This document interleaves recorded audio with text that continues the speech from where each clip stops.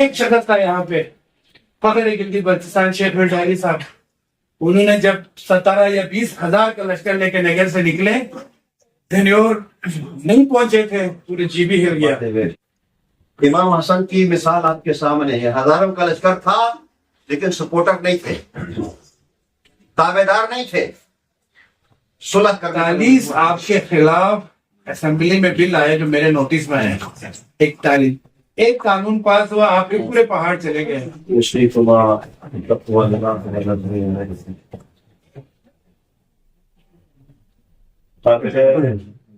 ہم تو سنا ہے اللہ کی بارگاہ میں جو ذات نے آج مردوں میں صاحبان ایمان، صاحبان اور سیادت اس سلسلے نسب سے وابستہ حضرات علماء کے نزدیک سے جو ہے وہ زیرت کی توفیق اللہ رب العزت عطا فرمائے۔ میں کوئی سیاسی گفتگو نہیں کروں گا بلکہ حالات حاضرہ اور تاریخ اسلام کو جوڑنے کی کوشش کروں۔ آج کے دور میں ہماری ضرورت کیا ہے، ہمارا مطلب تشیع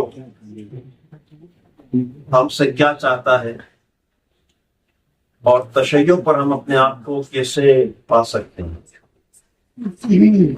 کوئی زیادہ گہری گفتگو تو نہیں ہے نا، سمجھ ماری آپ مولا کائنات حضرت علی بن ابی طالب نے اپنے دونوں شہزادوں جوانان جنت کے سردار آل کسا کے دونوں منور ہستیاں حضرت امام حسن علیہ السلام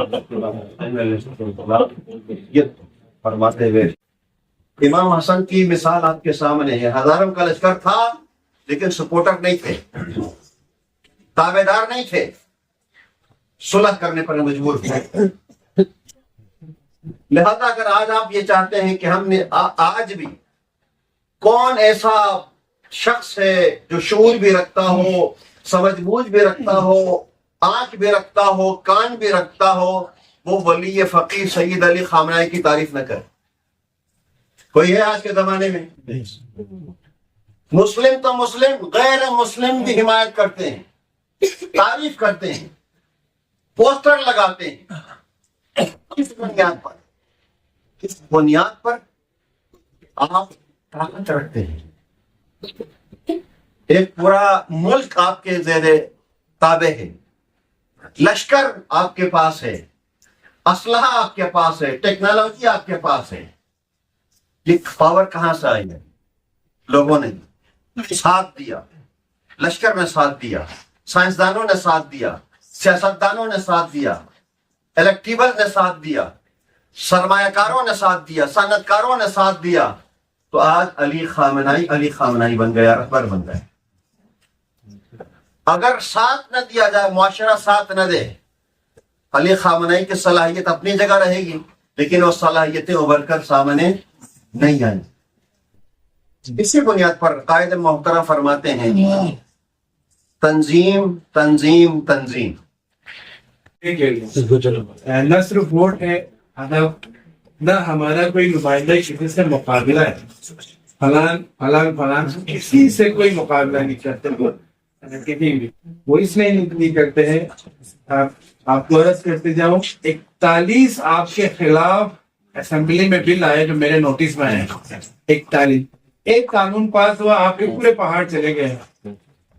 پورا پہاڑ اس وقت پنجابیوں کے، بیرون کے، انگریزوں کے ہاتھ میں ہے، پورا بلتستان، یہ سب کو پتا ہے۔ ایک گلگت بلتستان اسمبلی نے بل پاس کیا، نہ آپ کو ملیں گے، نہ آپ کے اولاد کو ملیں گے، نہ آپ کے آنے والے اولاد کو ملیں گے، نہیں ملیں گے۔ اسی طرح مختصر کہہ رہا ہوں، 41 بل قومی اسمبلی اسلام آباد میں، سینٹ میں، ایوان بالا، ایوان زرین میں پیشوا آپ کے خلاف۔ کیسے، کس لیے پاس ہوا؟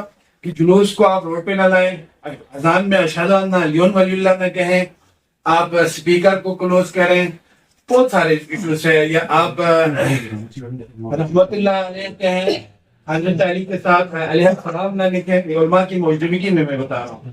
شاید آپ لوگ بعد میں ٹینشن حکم ہوا کہ تمہارے پاس یہ طاقت نہیں ہے, تمہیں کس نے کہا ہے کہ یہ بل پاس کرے؟ شیوں کے حوالے سے تھا, وہ نہیں پیش کر سکا. کہاں پیش ہوا؟ ایک واحد برندہ تھا کہ ہمارا ایوب وزیری صاحب, chairman public accounts committee, member assembly. آپ کے کلاس میں دیگر جگہوں پہ جو چیزیں ہوئے اس کی تحقیقاتی کمیٹی نہیں بنا سکا کوئی. آپ کے جتنے ایم ایل اے بیٹھ کے نہیں بنا سکا کہ بھئی یہ کیوں شہید ہو رہا ہے, یہ کون ہے, یہ اس کے پیچھے کون سی طاقت ہے. آپ یقین جانے ایک چیخنے والا بندہ وہی تھا. آپ کے گندم ایشوز تھے, آپ نے دیکھا نا پوری چیزیں, پوری سیاست چلی, آپ کو کیسے بیکاری بنانے, آپ کے گندم کو کیسے بنانے ہیں. پورا بلوچستان گلگت سب کو انہوں نے اسی سیاسی میں ڈال دیا. ایک شخص تھا یہاں پہ, فخر گلگت بلتستان شیخ الڈائری صاحب. انہوں نے جب 17 یا 20 ہزار کا لشکر لے کے نگر سے نکلے, دھنیور نہیں پہنچے تھے, پورے جی بھی ہل گیا. آپ کے جتنے بڑے تھے نا, نام لینا اچھا نہیں لگتا, سب ہل گیا. کوئی قائد ملت سے رابطہ کر رہے ہیں, کوئی شیخ جعفری سے رابطہ کر رہے ہیں. شیخ صاحب کو بتاؤ, آپ جو کہیں ہم کہنے کے لیے تیار ہیں. ہم نے وہاں صرف گندم کا بل شیخ صاحب نے نہیں رکھا. آپ کے بہت سارے ایشوز, کئی باتیں ایسا ہے جو اس محفل میں بتا نہیں سکتے.